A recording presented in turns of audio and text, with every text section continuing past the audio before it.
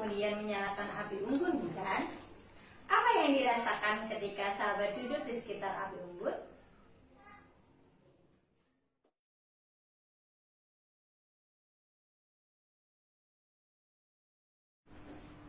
Halo, Assalamualaikum warahmatullahi wabarakatuh. Ketemu lagi dengan saya, Anita Apriliani. Saya akan mengajak sahabat kembali belajar asik tentang kimia. Kali ini kita akan belajar tentang reaksi eksoterm dan endoterm. Apa ya reaksi eksoterm dan endoterm? Saksikan pembahasan berikut ini.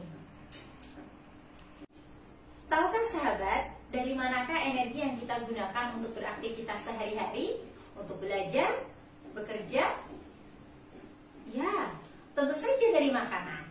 Makanan itu kemudian diolah oleh tubuh kita melalui serangkaian reaksi kimia.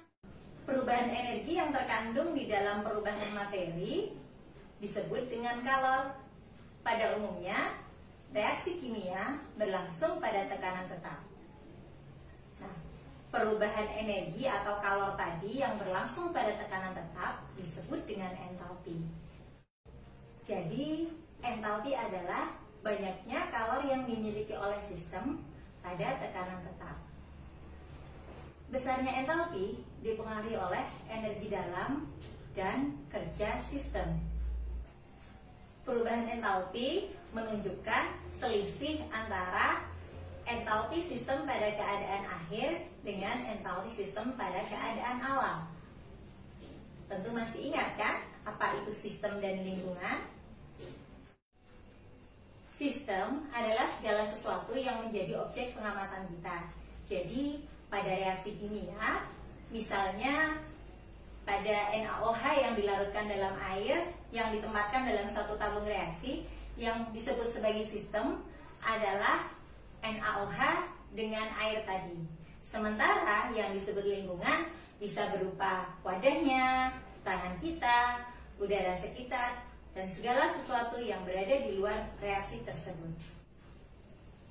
Berdasarkan perpindahan kalornya, terdapat dua jenis reaksi. Yang pertama yaitu reaksi eksoterm, dan yang kedua adalah reaksi endoterm. Pada reaksi eksoterm, perpindahan kalor terjadi dari sistem ke lingkungan. Jadi biasanya ditandai oleh suhu yang meningkat. Kita sebagai lingkungan biasanya saat memegang wadah zat yang bereaksi akan merasakan suhu yang lebih hangat atau panas. Sahabat bisa mengamati diagram energi pada reaksi eksoterm berikut. Di samping kita dapat melihat bahwasanya entalpi produk memiliki nilai yang lebih rendah dibanding entalpi reaktan, sehingga nilai deltanya akan menghasilkan nilai yang negatif. Contoh reaksi eksoterm tentu saja berbagai macam reaksi pembakaran. Contoh yang lain adalah pelarutan CaO atau kapur tohor dengan air menghasilkan CaOH 2 kali. Sebaliknya pada reaksi endoterm, kalor justru diserap oleh sistem dari lingkungan. Jadi perpindahannya dari lingkungan masuk ke dalam sistem. Makanya namanya in atau masuk. Nah, pada reaksi endoterm biasanya kita sebagai lingkungan merasakan perubahan reaksinya melalui suhu yang turun atau berubah menjadi lebih dingin dibanding keadaan awal. Untuk diagram energinya sama seperti yang terlihat, bahwasanya entalpi pada produk atau hasil reaksi memiliki nilai yang lebih besar atau lebih tinggi dibanding entalpi pada reaktan, sehingga nilai delta H-nya sama dengan positif. Sementara contoh reaksi endoterm diantaranya adalah proses melelehnya es batu menjadi air. Contoh yang lain adalah reaksi fotosintesis.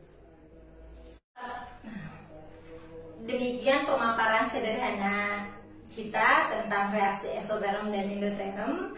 Sahabat tentu masih perlu memperdalam lebih jauh lagi kan?